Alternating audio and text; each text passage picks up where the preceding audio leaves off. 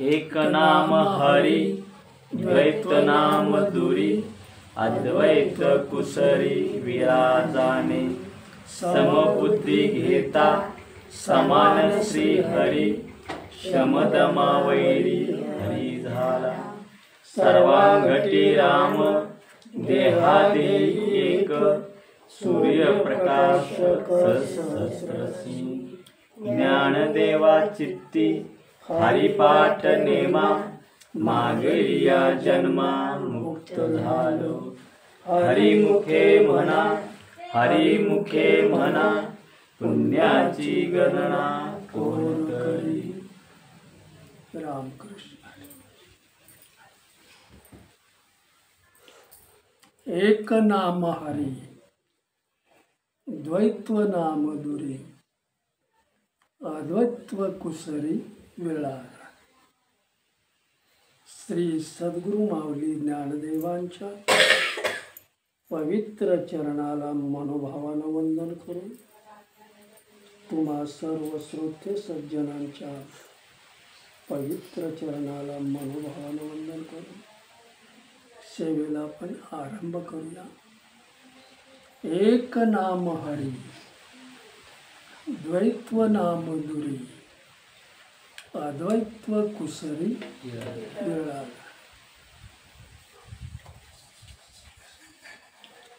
मौली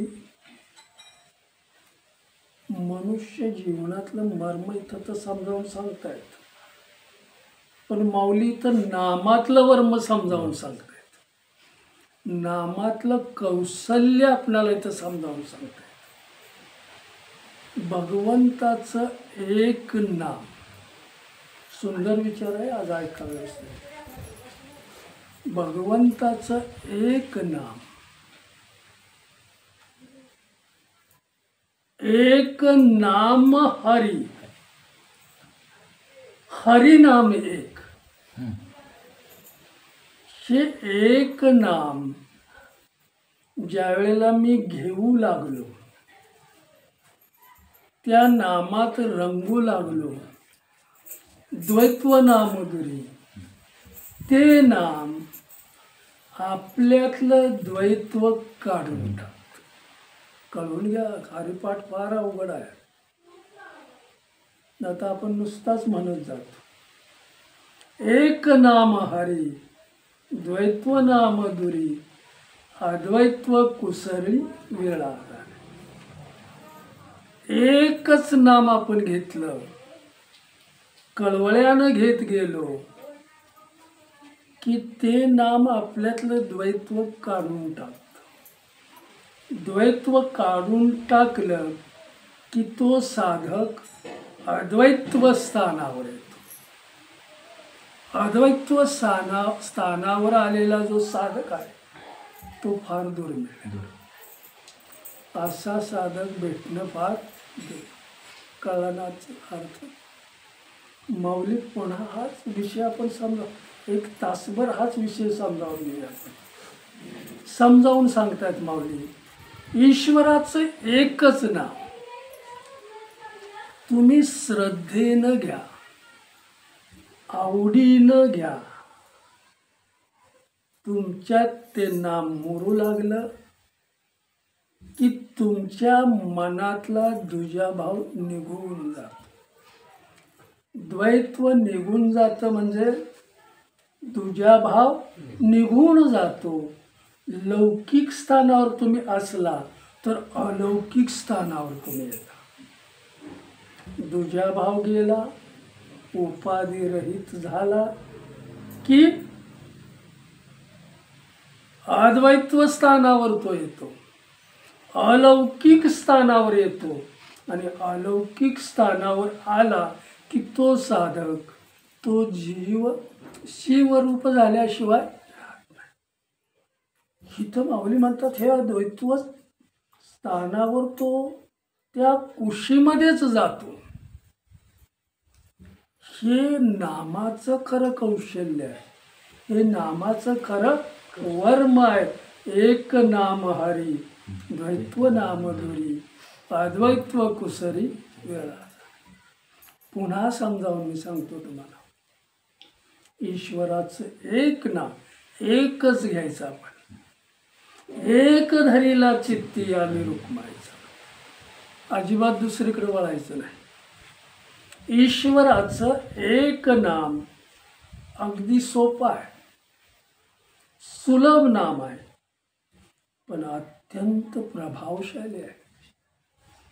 मग अत्यंत प्रभावशाली असं नाम, सोपं नाम, सुलभ नाम आपण घेऊ लागलो की ते नाम जीवाला द्वैत्वातून बाजूला करतं, द्वैत्वातून त्याला सोडवतं आणि त्याच जीवाला अलौकिक स्थानावर, अद्वैत्व स्थानावर आणून ठेवतं. इथपर्यंत आलेला अनुभव असा साधक आपल्याला भेटत नाही. अद्वैत्व स्थानावर आलेला साधक आपल्याला भेटत नाही, अतिशय दुर्मिळ आहे. म्हणून माऊली इथं आपल्याला समजावून सांगतायत की ईश्वराचं नाम मुखात यायला ईश्वराचीच कृपा असावी लागते. ईश्वराच्या कृपेशिवाय त्याचं नाम आपल्या मुखामध्ये कधीही येत नाही. करताना मी अगदी सोपं करून सांगते. त्याचं नाम माझ्या मुखात येतंय याचा अर्थ ईश्वराची कृपा माझ्यावर असलीच पाहिजे, त्याशिवाय मुखामध्ये नाम येणार नाही. पापी माणसाच्या मुखात ईश्वराचं नाम कधीही येऊ शकणार नाही, तिकडं तो जातच नाही. इथं माऊली सांगतात त्याच्या कृपेनं, सद्गुरूंच्या कृपेनं ईश्वराचं नाम मुखात येतं. आणि हे नाम मी घेताना सामान्य माणूस असू द्या, विद्वान माणूस असू द्या, अतिशय नामाच्या खोलात नाही जायचं. आवडीनं नाम आम्ही घेतलं पाहिजे, सवडीनं नाही. सवडीनं नाम नाही. एवढा हे झालं की मग तुझं नाम तरी सुद्धा माऊली म्हणतायत मोकळा वेळ वाया घालवू नको, नामात घालव. संसारातून तू मोकळा झालायस ना, आता वेळ कुठे घालवतोयस? गावातल्या लोकांच्या चकाट्या मारण्यात. अनमोल वेळ आहे, हे सर्वश्रेष्ठ साधन आहे. आणि अनमोल वेळ तू कुठं घालवतोयस?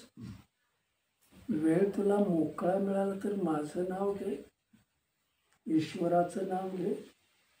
तुझ्या जीवनाचं कल्याण झाल्याशिवाय नामच असं आहे की ते जीवनाचं सार्थक करतं. संसार आपल्या जीवनाचं सार्थक कधीच करणार नाही. तरी माणूस का करतोय? तुम्ही सांगा बघ, का आपण संसार करतोय?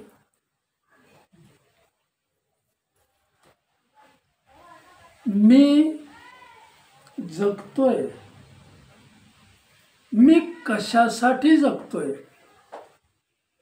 काय कारण आहे मी जगण्याचं?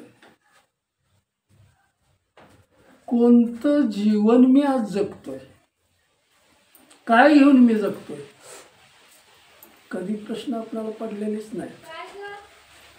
मी माझं जीवन कसं जगलं पाहिजे ठरवलंय का आपण? मग ह्याला अज्ञान.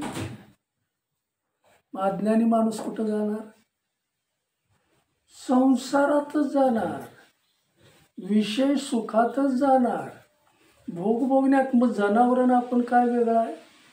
सर्वश्रेष्ठ साधन दिलंय हे ईश्वराचं नाम घेण्यासाठी, त्याचं ध्यान करण्यासाठी.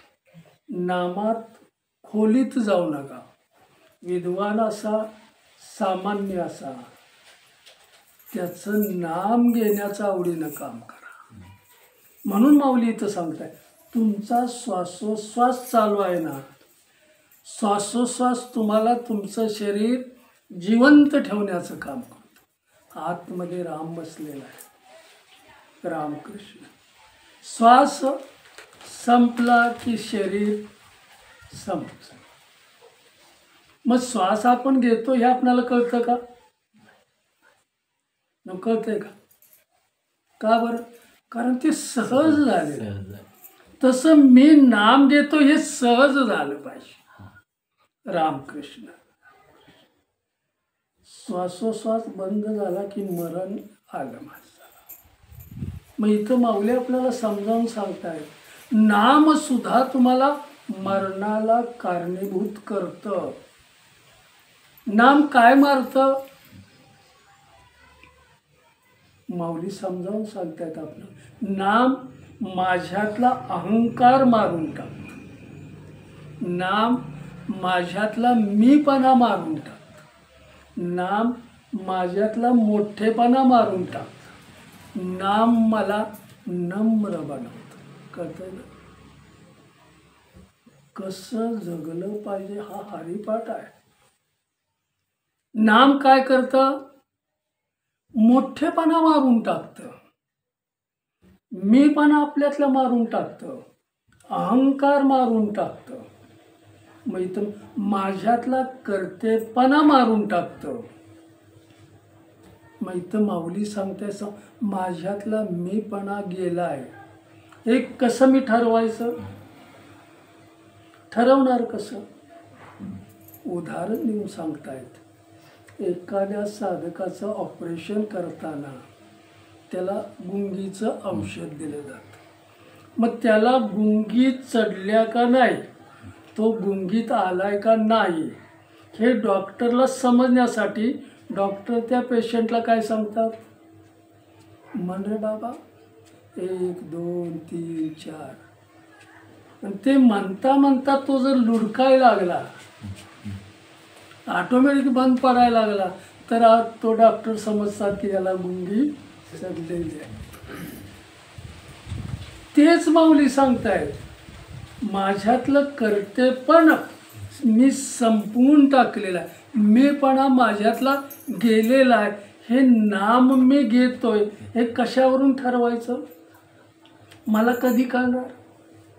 मग त्यावेळेला माऊली सांग, नामानं तुम्ही ज्या वेळेला भरला जाल, फुल नामानं तुम्ही भरला जाल, त्यावेळेला नाम तुम्हाला उपाधी रहित करतं. मला काय सांग, पंढरपुरात सुद्धा हा विषय आपला झाला आहे. जीवातलं चैतन्य आणि शिवातलं चैतन्य एकच आहे का वेगळा? जीवातलं बी तेच चैतन्य आहे आणि शिवातलं बी चैतन्य एकच आहे. मग एक जीव आहे आणि एक शिव आहे, एक जीव आहे आणि एक देव. असं काय? असं का? कारण हा उपाधीत आहे आणि हा उपाधी रहित झाल्यामुळं शिव झालेला आहे. आपल्याला असं जीवन जगायचं आहे की या संसारातून उपाधी रहित व्हायचं आहे. उपाधी रहित कसं कधी होणार आपण? मग नाम कर्तेपणा घालवता. मी करतोय हा भावच येत नाही आपल्याला. मी हा संपून जातो आणि ज्या वेळेला नामात माणूस रंगला, तल्लीन झाला, त्यावेळेला त्याची देहबुद्धी मरून जाते. देहबुद्धी कोण मारतं? नाम मारतं. आणि देहबुद्धी मरून गेली की तो उपाधी रहित होतो आणि एकांतात येतो. असा जीव एकांतात आला की नामानं तो भरपूर भरला जातो आणि आनंदानं भरलेल्या शिवाच्या सानिध्यात येतो. आनंदानं भरलेल्या शिवाच्या किंवा भगवंताच्या सानिध्यात आला की त्याच्या कृपेला तो पात्र. मला काय सांगायचं? कुणाची कृपा झाली? भगवंताच्या कृपेला हा जीव पात्र झाला. म्हणून सर्वश्रेष्ठ साधन दिलेलं आहे तुला. उत्तरार्धात हा विषय समजावून सांगतो. नामावरच आपण किती झालं? 15वा अध्याय चालला रामकृष्ण. एक नाम हरी, एकच नाम सतत घ्यायचं. म्हणून माऊली पुन्हा आपल्याला समजावून सांगताय की ईश्वराचं नाम आम्ही कळवळ्यानं घेऊ लागलो, श्रद्धेनं जर आम्ही घेऊ लागलो तर आमची बुद्धी ईश्वराच्या जवळ नेते. आमचं मन आम्हाला ईश्वराच्या जवळ नेतं. आमचं अंतःकरण आम्हाला ईश्वराच्या जवळ नेतं आणि मग आम्ही उपाधी रहित. जवळ कधी माणूस जाईल?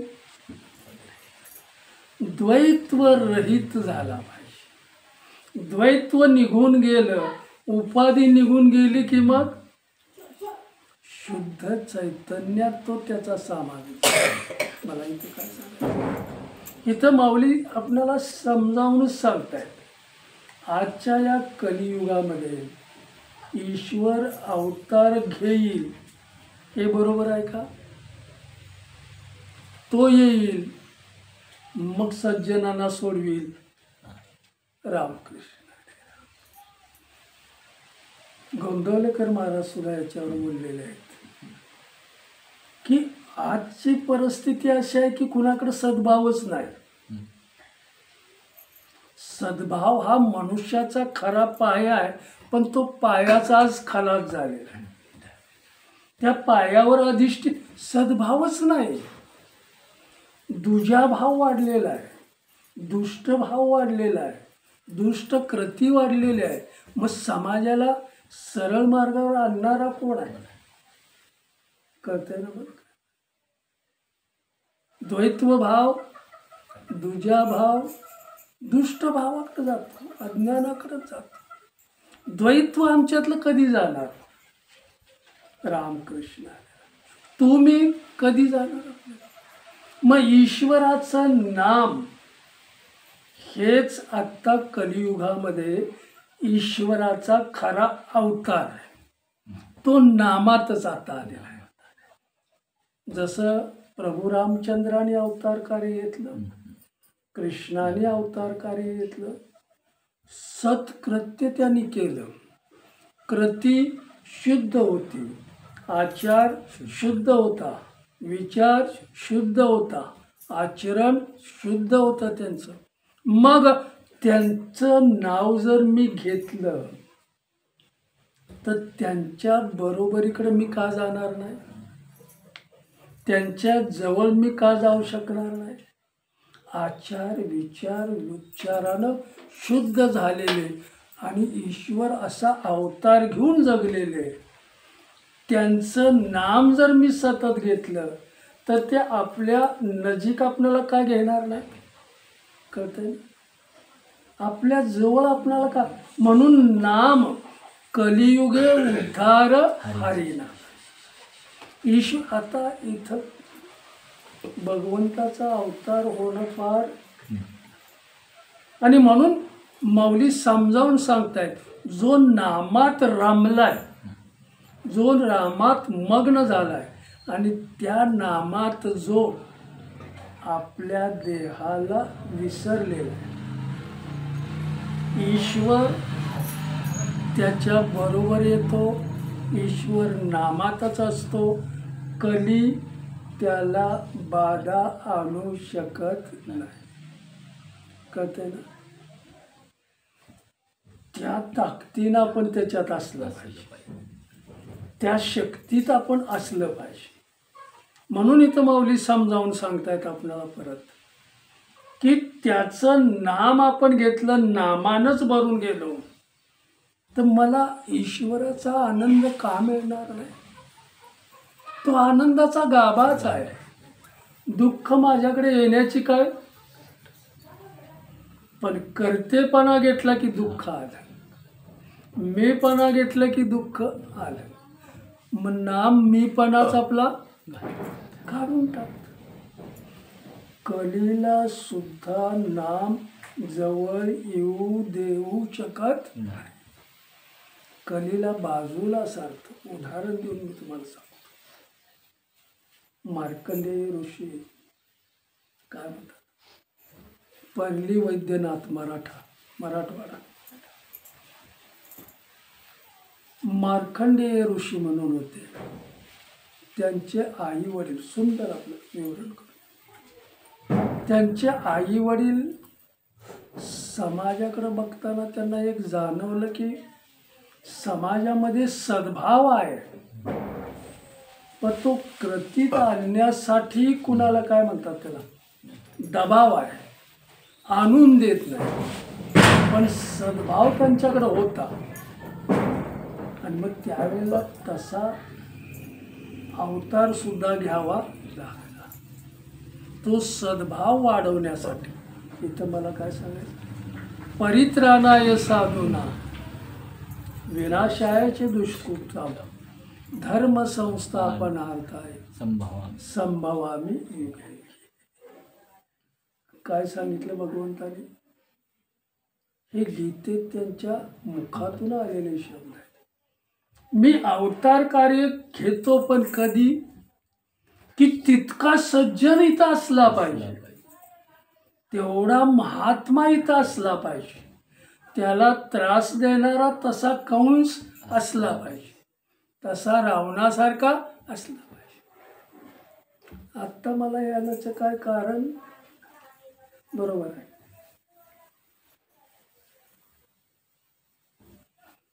त्या अवस्थेत गेलेला अजून नाही.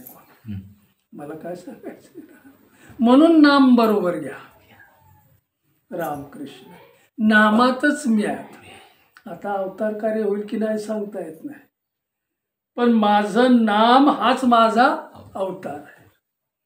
मार्कंडेय ऋषीचे आई वडिलांनी हे कार्य समाजामध्ये चालू ठेवलं की समाज भगवंताकडं सन्मुख केला पाहिजे, समाज भगवंताकडे वळला पाहिजे, त्याचं नाम केलं पाहिजे, सत्कार्य त्यांच्या हातून घडलं पाहिजे आणि ती ज्ञानाची बैठक त्यांच्याकडं असली पाहिजे.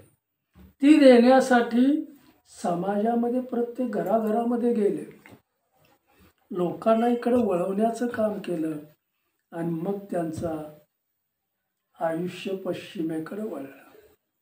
रामकृष्ण सूर्यास्त व्हायची वेळ आली. आता आपण कसं काय दोघेही थकलोय. मग ईश्वराकडे त्यांनी प्रार्थना केली की असा एक मुलगा आम्हाला दे की तुझं कार्य करणारा, समाजाला तुझ्याकडे काय म्हणतात सन्मुख करणारा. मागणी उतार वयामध्ये त्यांना मुलगा झाला, मार्कंडेय त्याचं नाव ठेवलं आणि मग हा मुलगा आमचा दैवी आहे, ईश्वराच्या कृपेनं मला पात्र झालेला आहे, अगदी चलाक बुद्धीचा आहे, हुशार आहे, तरतरीत मुलगा आहे, ही ईश्वराची खरी देण आहे. संगोपन सुद्धा त्या पद्धतीनं त्याने केलं. त्यामुळेच ज्यावेळेला त्याची पत्रिका बघितली त्यावेळेला हा जो मुलगा आहे तुमचा, तो मागचं त्याचं जे कार्य आहे, मागचं जे अपुरं साधन राहिलेलं आहे ते पूर्ण करण्यासाठी इथं आलेलं आहे आणि थोडा वेळ तुमच्याजवळ राहणार आहे, निघून जाणार आहे. 10 ते 11 वर्षाचंच त्याचं आयुष्य आहे. कळतं. आईला फार काळजी लागली. वडील सुद्धा एवढा बाळ सुंदर दिवानं दैवी शक्ती असलेला दिला आणि तो लवकर जर निघून जाणार असेल तर सगळ्यात अवघड आहे. एक दिवस आई अशी ओट्यावर बसलेली होती, मुलगा झाडाखाली खेळत होता. आईची त्या बाळाकडे नजर गेली. खेळण्यात मग्न असलेला बाळ बघून जाणीव झाली की हा थोडे दिवसच माझ्याजवळ आहे. आईच्या डोळ्यात पाणी आलं, रडू आलं, पाण्यानं भरलेत डोळे. त्याच वेळेला त्या मुलाची दृष्टी आईकडे गेली. आईच्या डोळ्यात पाणी का म्हणून मुलगा पळत आला, आईच्या मांडीवर बसला आणि डोळ्यातले अश्रू पुसले. आणि मग तो विचारतो आईला, आई तू का रडतेस? कोण म्हणतंय? सुंदर उदाहरण येत आहे.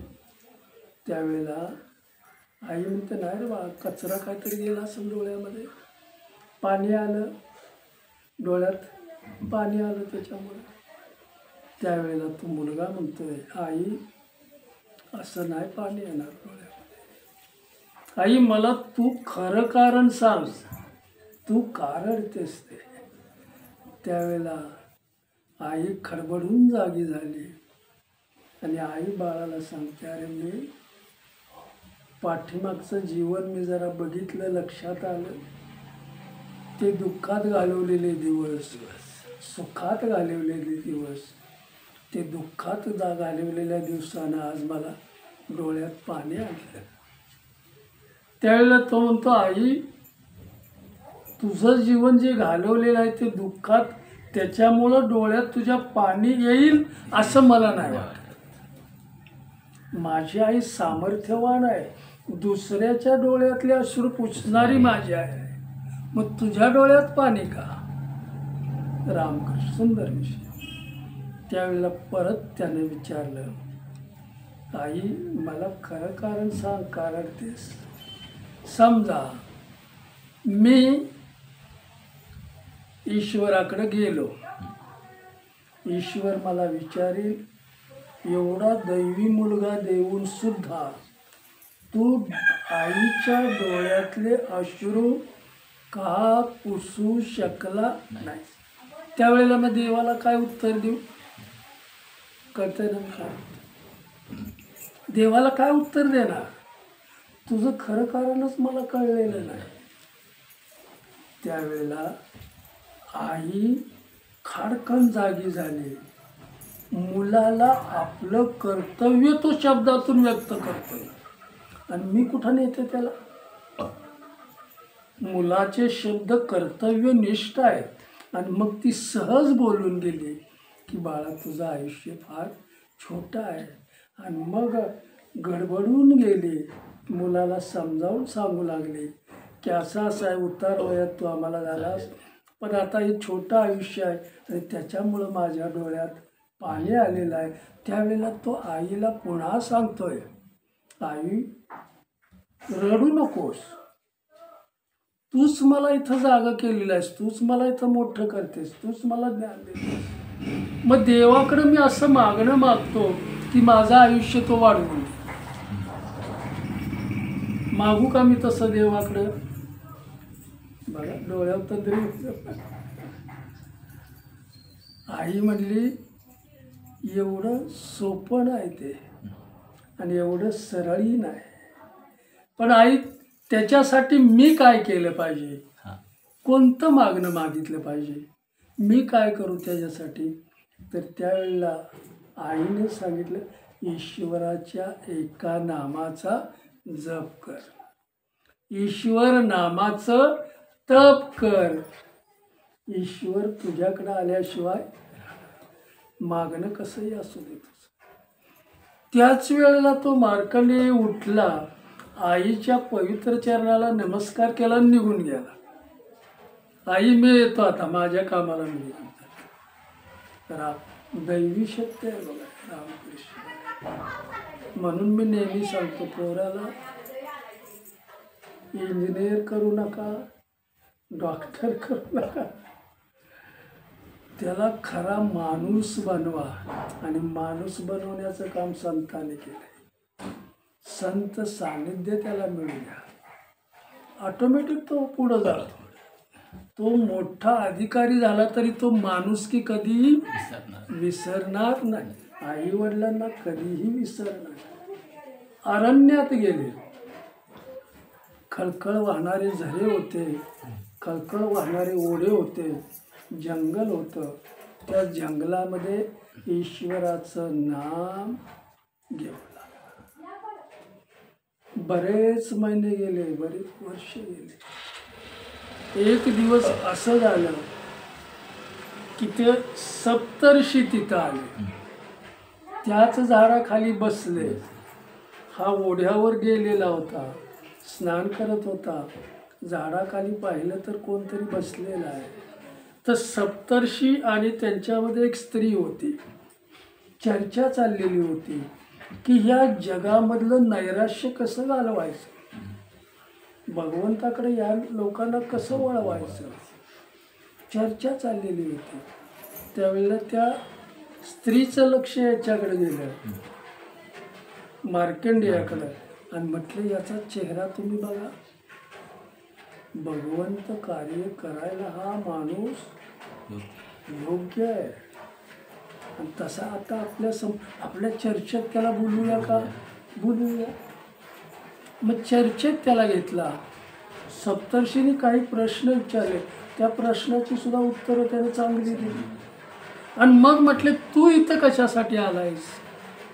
तर मग त्यानं खरं कारण सांगितलं की भगवंताकडं आयुष्य वाढवण्यासाठी मी इथं आलो, हे मागणं मी इथं आलो, इथं मी नाम त्यांचं घेतोय. त्यावेळेला सप्तर्षींनी त्यांना समजावून सांगितलं की बा तू सत्कर्म कर अगोदर, मागणं मागितलंस तर ईश्वर देणार नाही. ही व्यापारी नीती झाली, मला द्या मग मी हे करतो. रामकृष्ण बरोबर. तसं नीतीचे जे काय नियम आहेत ते नीतीचे नियम ईश्वर कधीही तोडत नाही, कधीही तोडत नाही. तू सत्कर्म समाजामध्ये करू लाग, ईश्वराकडे लोकांना सन्मुख कर, हे कार्य तू करू लाग. आणि मग तुला जर त्याची दया आली ईश्वराची, आयुष्य जर तुला वाढवून द्यावासं वाटलं तर ते देतील, नाहीतर ते नियम तोडणार. हा या आयुष्यातच तुला काय ते करावं लागेल. त्याला कळलेलं होतं की आता 10-11 वर्षाचंच आयुष्य. त्यांच्या पवित्र चरणाचं दर्शन घेतलं आणि हा घरी आला. समाजामध्ये कार्य करू लागला, समाजामध्ये लोकांना सांगू लागला, तो मृत्यूपासून भयमुक्त करू लागला.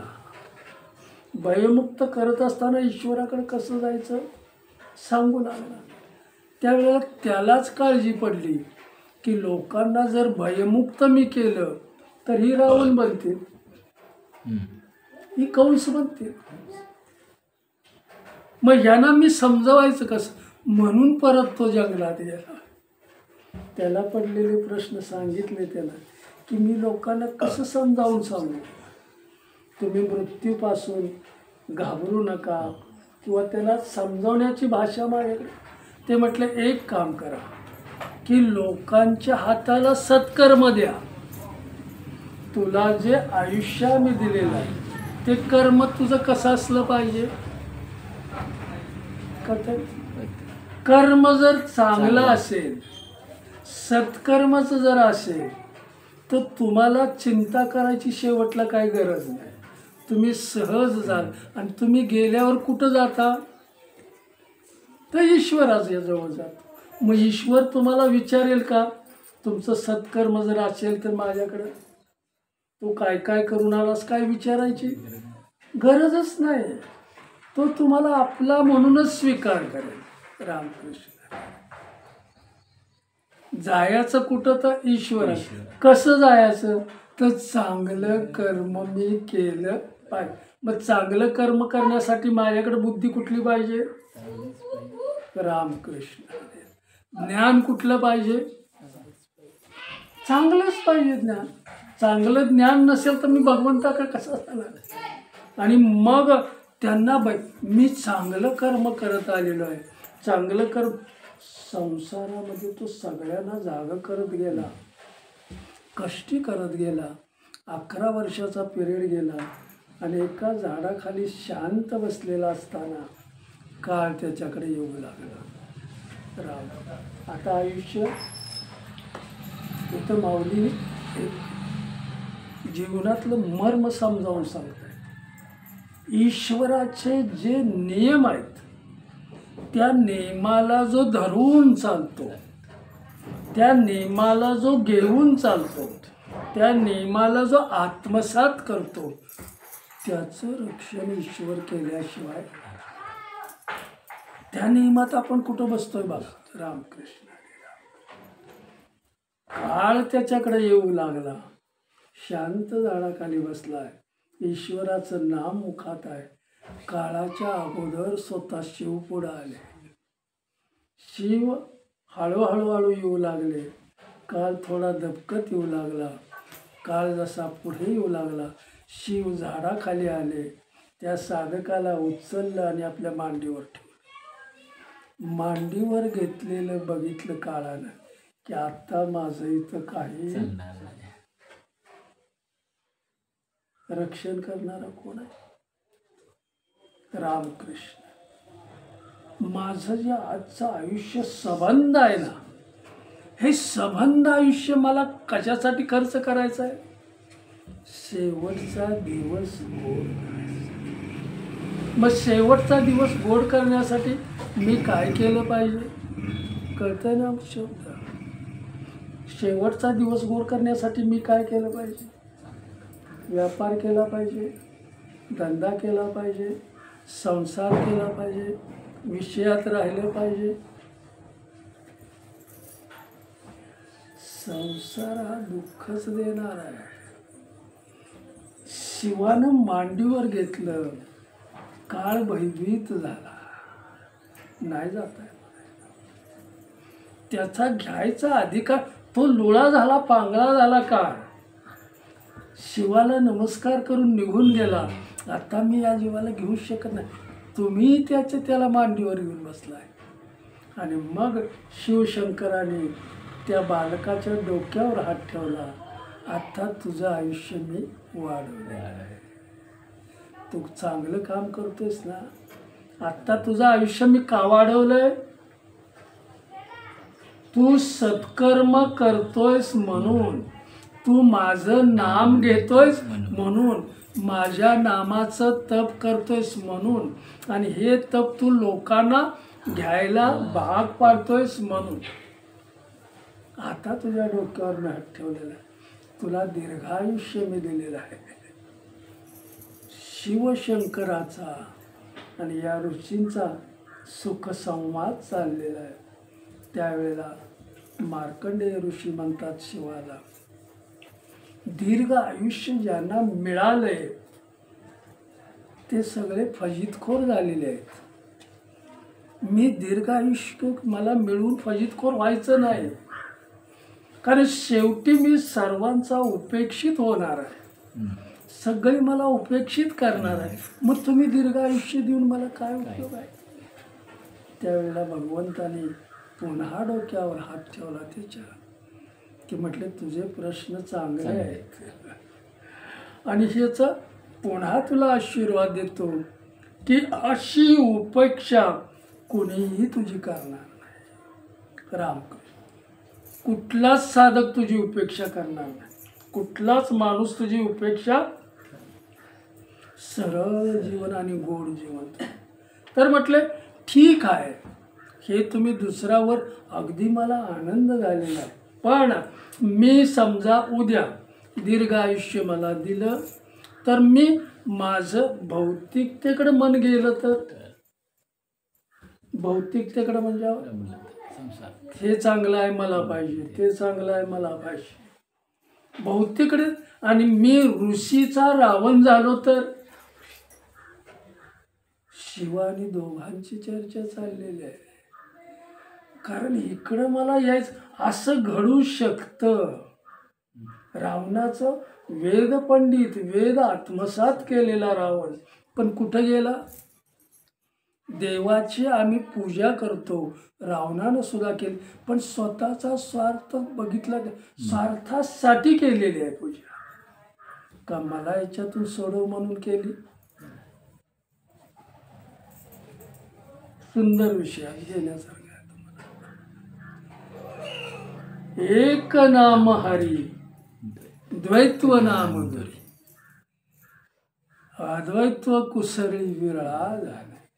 असा एकादाच, मग त्या एकाला भगवंत माझा म्हणतो. इथं पुन्हा भौतिकतेमध्ये मी गेलो तर, हे भौतिक माझं आहे म्हणू लागलो तर, आयुष्य वाढवलं, नकळत तुम्ही दिलं मला सगळं, तो बी वर दिला, पण इकडं मी गेलो तर त्यावेळेला पुन्हा डोक्यावर की तुझे इतके चांगले प्रश्न आहेत की तू जे करणार आहेस ते सगळ्यांच्या कल्याणाचंच करणार आहेस, दुसरा विचार भौतिकतेचा तुझ्याकडं येणारच नाही, असा मी तुला वर देतो. रामकृष्ण रामकृष्ण. आणि मग साक्षात भगवंतानं जिथं त्यांना दर्शन दिलं, शिवानं जे दर्शन त्यांना दिलं ते परली वैद्यनाथ, परल्या वैद्यनाथ.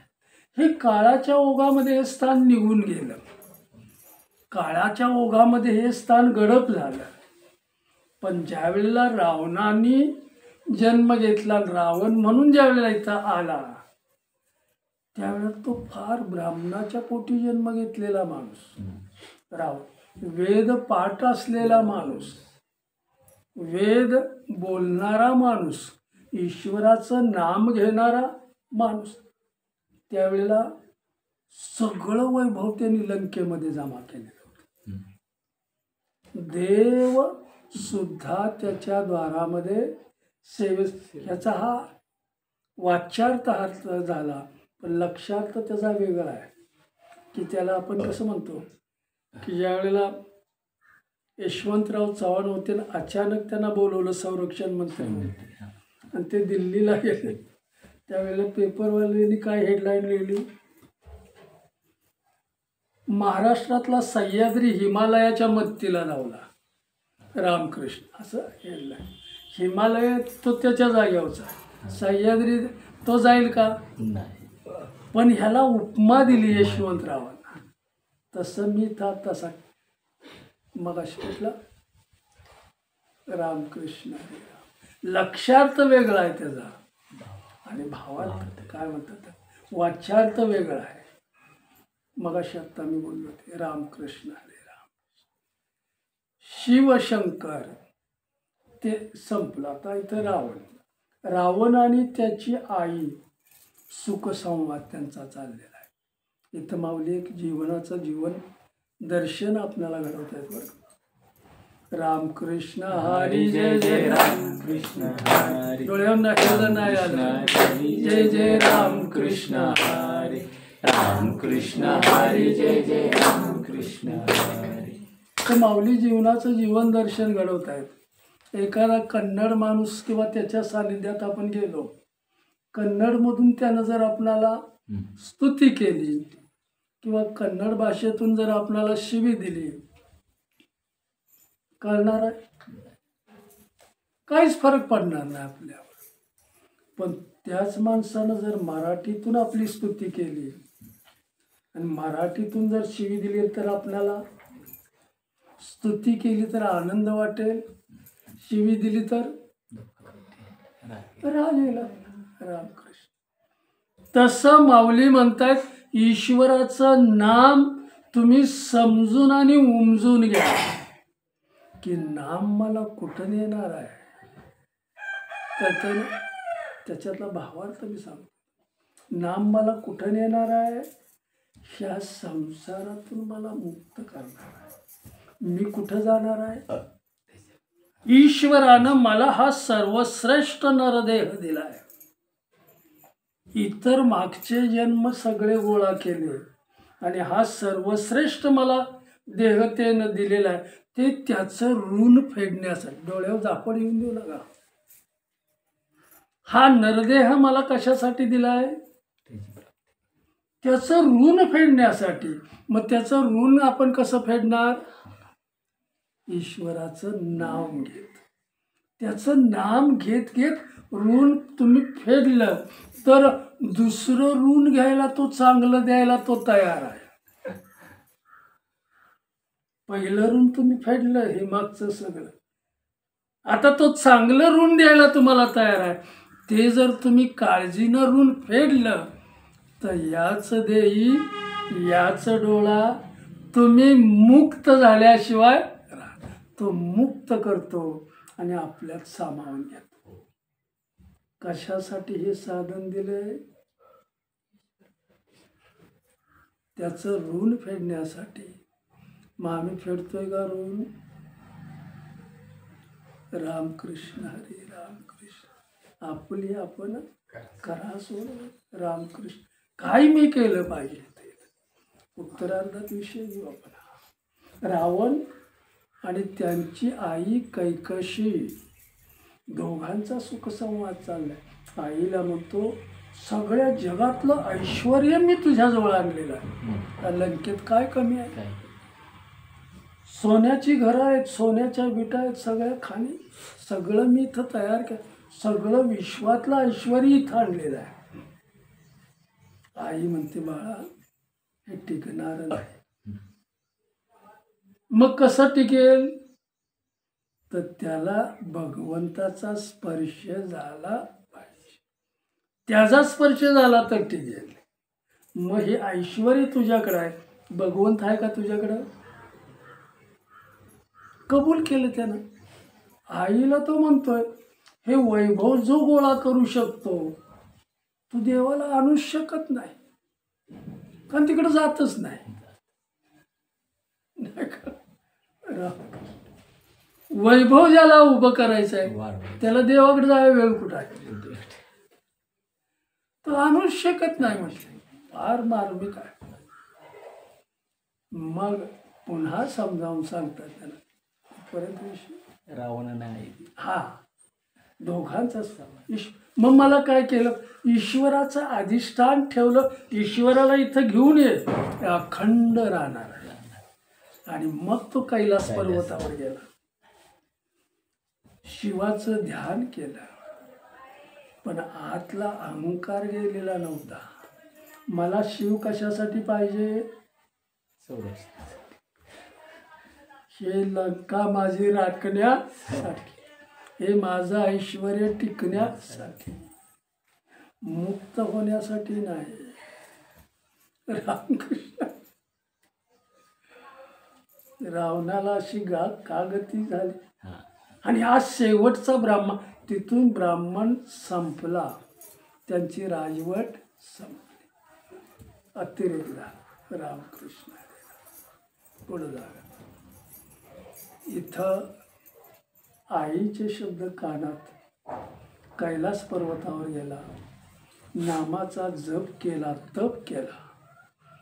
आमच्याकडं चांगले विचार आहेत, पण ते विचार आम्ही समाजात घेऊन ह्या शरीराला कष्ट होऊ शकत नाही. याचा अर्थ या शरीरानं तप करत नाही, देवाची नुसती पूजा करतो.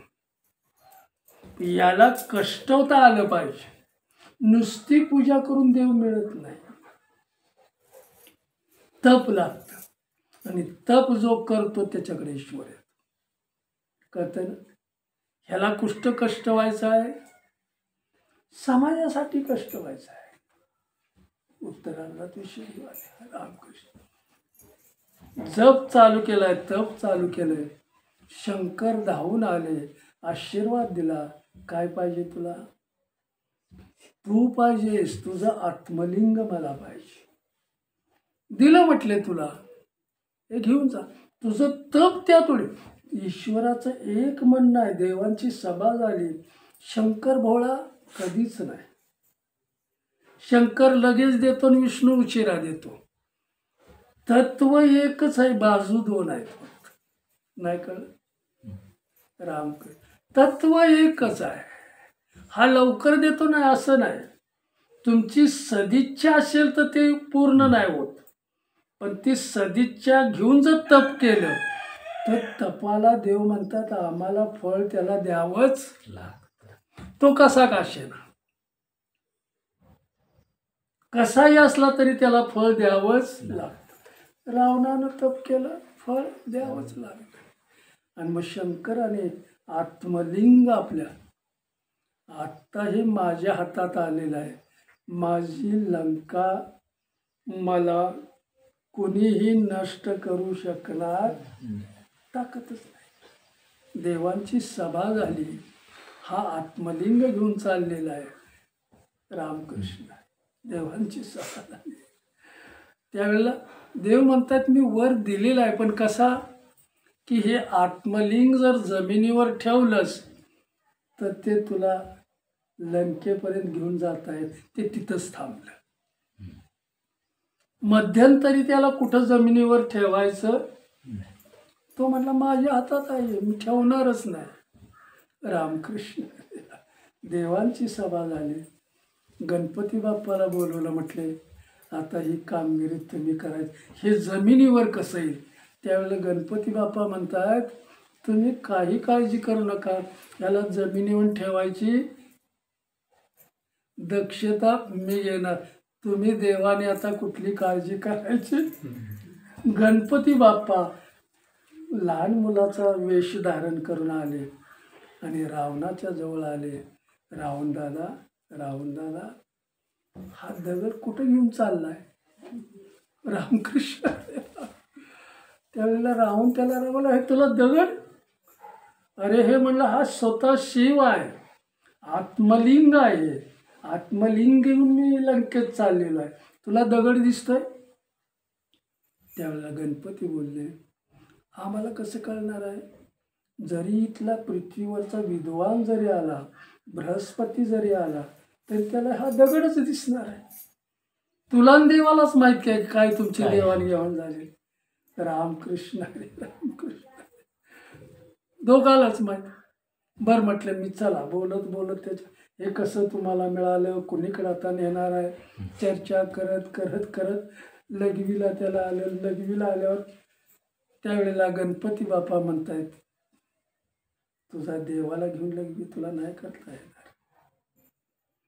त्यावेळेला रावण त्याला समजावतो, वेद पाठ होतो सर्व, पवित्र आणि अपवित्र ईश्वर जाणतच नाही, तुम्हाला शिकवू नकोस. आत्तापर्यंत मी असंच करत आलो, एवढा जो पल्ला गाठला. अरे पण त्यावेळेला तुझ्याबरोबर कोण नव्हतं, आता मी आहे ना तुझ्याबरोबर. गणपतीचे शब्द त्याला पटले की खरोखर कोण नव्हतं, एकटाच मी तपश्चर्या करायला गेलेलो होतो. एखादा नोकर जर घेऊन गेलो असतो तर हे गबाळ वागवण्याची मला काय, कशासाठी मला देव पाहिजे. हा रामकृष्ण हरी.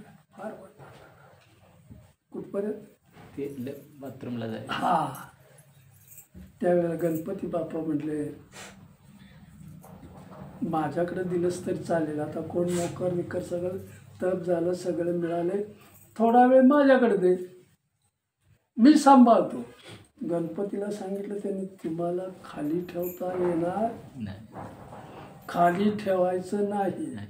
त्यावेळेला गणपती बाप्पा म्हणतायत तुम्ही त्याची अजिबात काळजी करू नका, मी खाली ठेवणारच नाही. पण जर मला ते अतिशय जड झालं आणि तुम्हाला 3 हाका मी मारेन, 3 हाके जर तुम्ही आला नाही तर मी ठेवून देणार. तो बी म्हणतो तुला तेवढी काळजी करायची काय गरज नाही. रामकृष्ण. गणपतीच्या डोक्यावरती त्याने दिलं आत्म. आत्ता गणपती बाप्पा म्हणतात माझ्या सगळं हातात आलं, आता काय कर. देवानं सांगितलं तुम्ही काळजी करू. केवढं रामकृष्ण. प्रार्थना विधीला गेला आणि प्रार्थना विधीला रावण गेल्यावर सुंदर स्त्री तारुण्यात आलेली बघितली, त्याच्या अधीन झाला, त्या स्त्रीतच तो रमला. अशा सुंदर मुली माझ्या राज्यात आहेत, माझ्या पत्नी आहेत, अनेक जणी आहेत, पण एवढी सुंदर नाही. आणि त्याच्यातच रममान झाला. आम्ही कुठं गुंततो, भौतिकतेमध्ये माणूस गुंतला की ईश्वराकडे जाऊ शकत. काही सुंदर असू द्या, स्त्रीचीच गोष्ट. ही मुलगी जर माझी झाली, मी जर तिला लंकेत ने तर आणखी किती मोठं राज्य. रामकृष्ण. त्याला असं वाटलं आणि तो त्याच्यात इतका तल्लीन झाला, इतका गणपतीनं 10 का मारला तरी आलाच नाही. रामकृष्ण. 1 हाक झाली, 2 हाक झाली, 3 हाक झाली. गणपती म्हणला आता हे खाली ठेवणार, आणि त्याने खाली ठेवलं. खाली ठेवल्यावर त्याला आठवण झाली की आता मला मागं जायचं आहे. आणि मग खाली ठेवलं. रागवला तो गणपतीवर, त्या मुलावर. असं का तू केलं? तर म्हटलं इतकं मला जड झालं. मी तुम्हाला सांगितलं. शब्द दिलेला होता 3 हाका मारणार. त्याच्यापेक्षा मी कितीतरी तुम्हाला हाका मारल्या. तुम्ही त्या सुंदर स्त्रीच्या ह्याच्यामध्ये अधीन झाला होता. मी सगळं बघत होतो. आणि मग आता हाका मारून इतकं जड झालं की खाली ठेवणं मला भाग पडलं. खाली ठेवणं. आता त्याला ते जे आत्मलिंग खाली ठेवलं ते पुन्हा परल्या वैद्यनाथ म्हणून पुन्हा उदयाला रावणाच्या असते. रामकृष्ण. इथं जीवनातलं मर्म माऊली समजावून सांगतात आपल्याला. गुरूंच्या घरही जाऊन जे मी ज्ञान मिळवतो ते ज्ञान घेऊन एखादा मुलगा जर घरी येतो तर त्याचं मन घरातल्या संसारात रमत नाही. रामकृष्ण. मला जे सद्गुरूंनी ज्ञान दिलेलं आहे, जे नाम दिलेलं आहे, ते इथं त्याचा उपयोग मला इथं कसं पैसा मिळवण्यासाठी हे ज्ञान वापरायचं आहे, संसार करण्यासाठी हे ज्ञान वापरायचं आहे, देहाला नटवण्यासाठी हे ज्ञान वापरायचं आहे. हे ज्ञान देहासाठी नाहीच, हे मनासाठी नाहीच. ईश्वर प्राप्तीचं हे सगळं गौण आहे. हे एक दिवस जाणार आहे. शिव स्मशानात का राहतो? कारण रामकृष्ण. शिव स्मशानात का राहतो? सुंदर इथं वर्णन केलेलं आहे. इथं सांगतायत शिवशंकर पूर्ण ज्ञान त्यांना झालं आणि हे पूर्ण जग स्मशान वाटू लागलं. माझ्या काहीच कामाचं नाही. शरीर माझ्या कामाचं, इंद्रिय माझ्या कामाची. न माझ्या कामाचं काय? पैसा माझ्या कामाचा, घर माझ्या कामाचं. आता मग राहणार रामकृष्ण. न काय कामाचं आहे माझ्यात? जीजी काय? काही कामाचं माझं. भौतिकता माझ्या काही कामाची नाही. मग माझ्या कामाचं काय आहे? जे मला ईश्वराचं नाम सद्गुरूंच्याकडून, म्हणून ज्ञान ज्या वेळेला परिपूर्ण सद्गुरूकडून मिळतं त्यावेळेला हा संसार मिथ्या वाटू लागतो, स्मशान वाटू लागतं. शंकर स्मशानात का राहतात? संसारातलं मला काय, हे सगळं स्मशान आहे. ह्याला घेऊन काय करायचं? रावण व्हायचं आहे का? रामकृष्ण. कळलं? रामकृष्ण. एक नाम हरी द्वैत्व नाम दुरी, अद्वैत्व कुसळी विलास. मग जे मला ज्ञान मिळाले ते ज्ञान मला या संसारातून सोडवणार आहे, माझ्या जीवनाचा विकास करणार आहे. या संसारात सत्य काय, असत्य काय, हे ज्ञान मला शिकवतं. संसारात सत्य काय आहे सांगा? सत्य काय आहे संसारात? पण ते संसारात कुठं आहे? संसारातलं सत्य काय आहे? काहीच नाही. हे सगळं मिथ्या आहे. मग मिथ्या कधी वाटतं आपणाला? ते पूर्ण ज्ञान मिळाल्यावर संसार मिथ्या आहे, संसार नाशिवंत आहे. मग ह्याच्यात मी अगदी डामडावल्यानं का वागतो? पूर्ण ज्ञान नाही. रामकृष्ण हरे, रामकृष्ण हरे राम. पूर्णत्वाकडं मी गेलेलो, पूर्णत्वाकडं मी जायला लागलो तर याचं ज्ञान मला हळूहळू झाल्याशिवाय मला काय म्हणायचं? इथं शेवटचा दिवस गोड करण्यासाठी ईश्वरानं तुम्हाला एवढं मोठं आयुष्य दिलेलं आहे. मग या देहाला तुम्ही कुठं खर्च करतो? आपण कुठं खर्च करतोय? संसारात खर्च करतोय. आणि मला मुक्ती द्या म्हणतोय. असं घडू शकणार नाही. म्हणून माऊली आपल्याला जीवनातलं पुन्हा मर्म समजावून सांगतायत की जसं रामकृष्ण हरी जय जय रामकृष्ण मोठ्यानं म्हणा, म्हणजे रामकृष्ण हरी जय जय रामकृष्ण हरी रामकृष्ण हरी जय जय रामकृष्ण हरी रामकृष्ण हरी जय जय रामकृष्ण हरी रामकृष्ण हरी जय जय रामकृष्ण हरी. उदाहरण देऊन सांगतायत. समजा मी ज्या ऑफिसमध्ये काम करतोय त्या ऑफिस मधला जो अधिकारी आहे किंवा जो काय म्हणतात त्याला मेन ते चालवणारा, एमडी हा काय म्हणतात ऑफिस चालवणारा मॅनेजर मॅनेजर वगैरे कोणी असेल ते त्या पोस्टचा, त्याची न माझी चांगली ओळख झाली तर ऑफिसमधलं मला कुणीच त्रास देणार नाही. कारण त्यांना सगळ्यांना माहिती आहे की याची न त्याची चांगली ओळख आहे. सगळी माझ्याशी गुन्ह्या गोविंदानं वागतील. कधी कधी जो मुख्य आहे त्याची न माझी जवळीक झाली तर, तो मला चांगला ओळखू आपला म्हणू लागला तर, मग ईश्वराची सुद्धा मला अशीच ओळख करून घ्यायची आहे त्याच्या नामानं. त्याच्या नामानं माझी जर ईश्वराची ओळख झाली तर या जगामध्ये तुम्हाला त्रास देणारं कोण? सत्ताच त्याची आहे. ह्या जगाला निर्माण करणारा तो आहे, त्याचं पालन करणारा तो आहे, त्याचं काय म्हणतात जीवन देणारा तो आहे, पालन करणारा तो आहे आणि सर्वस्व हिरावून घेणारा सुद्धा तो. आणि मग त्याची न माझी जर नामानं ओळख झाली, नामानं मी त्याला जर जाणला आणि त्यानं मला जर तसं आत्मसाक्षात्कार देऊन आपला म्हणला तर जगातलं भय निघून जात. कळतंय? आणि जगातलं भय जर निघून गेलं तर सगळीकडेच त्याला ईश्वर दिसू लागतो. हे सगळं कुणी निर्माण केलेलं आहे? तू यायच्या अगोदर तुझी सगळी त्यानं सोय केलेली आहे. का आपण इथं येऊन कमवतो? रामकृष्ण हरे रामकृष्ण हरे.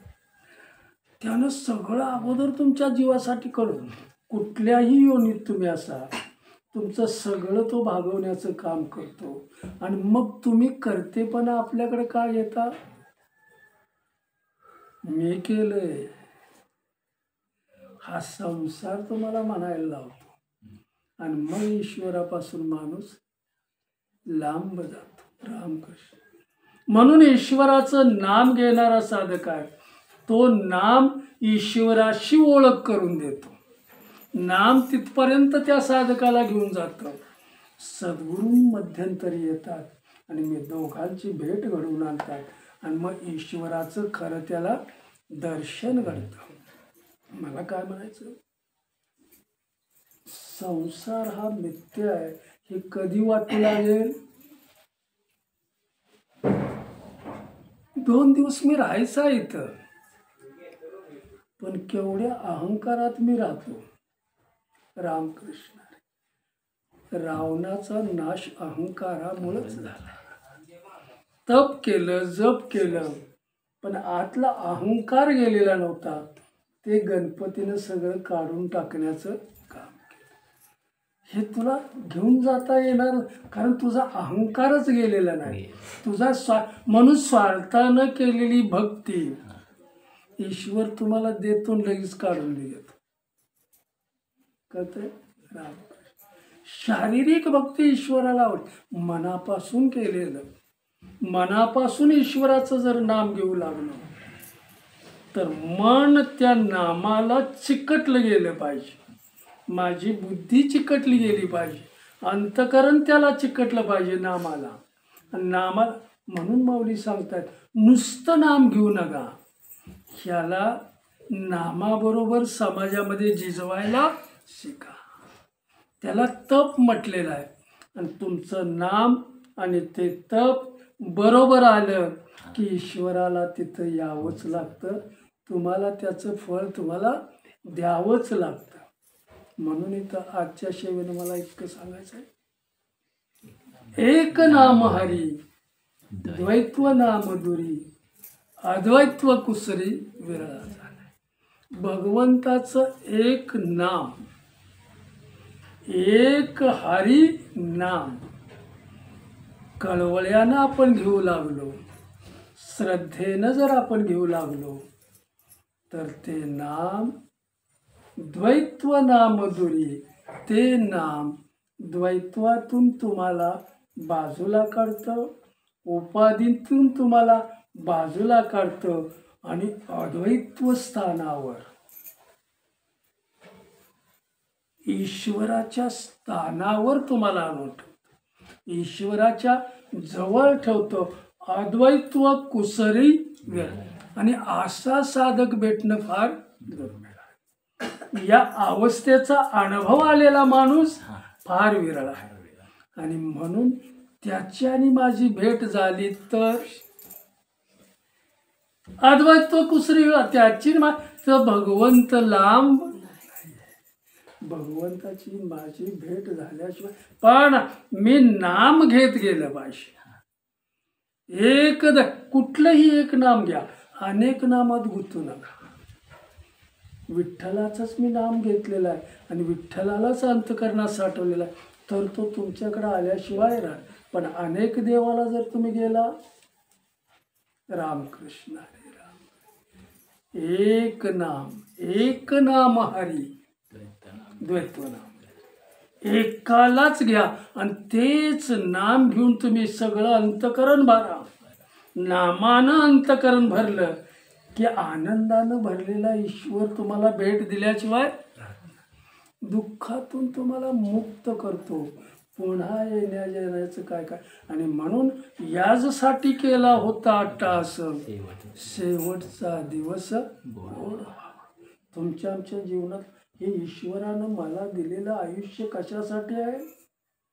कशासाठी? मी काय सांगितलं, हे आयुष्य आम्हाला कशासाठी दिलेलं आहे? सर्वश्रेष्ठ साधन ते दिलंय, ते त्याचं ऋण फेडण्यासाठी. अनेक जन्मातनं तुम्हाला पाठवलंस आणि सर्वश्रेष्ठ साधन दिलंयस, ते तुझ्या ऋणातून मुक्त होण्यासाठी. मग ऋणमुक्त होण्यासाठी मी काय केलं पाहिजे? त्याचं काम केलं, त्याचं नाम घेतलं पाहिजे. नाम जास्त घेतलं, कळवळ्यानं घेतलं, श्रद्धेनं घेतलं की ईश्वर म्हणतो तू ऋणमुक्त झाला. आता तुला डबल कर्ज द्यायला हरकत नाही. डबल कर्ज याचा अर्थ पुन्हा तुला उच्च मानवी याच्यामध्ये तुला पाठवायला आलं का लक्षात? पण त्याच्यातून जर तू मुक्त झालास तर खऱ्या अर्थानं संसारातून तू मुक्त झालास, माझ्या स्वरूपामध्ये विलीन झालास. कारण याच देही याच डोळा पाहिन मुक्तीचा सोहळा. पुंडलिक विठ्ठल श्री ज्ञानदेव तुकाराम, श्री पंढरीनाथ भगवान की जय, श्री गोपाल कृष्ण भगवान की जय, श्री सद्गुरु माऊली ज्ञानेश्वर महाराज की जय, जगतगुरु तुकाराम महाराज की जय, सब संतन की जय. बोल बजरंग बली की जय. ठाला विठाला मोठा ना मोठा, ठाला ठाला ठाला ठाला ठाला ठाला ठाला विठाला विठाला ठाला ठाला ठाला ठाला ठाला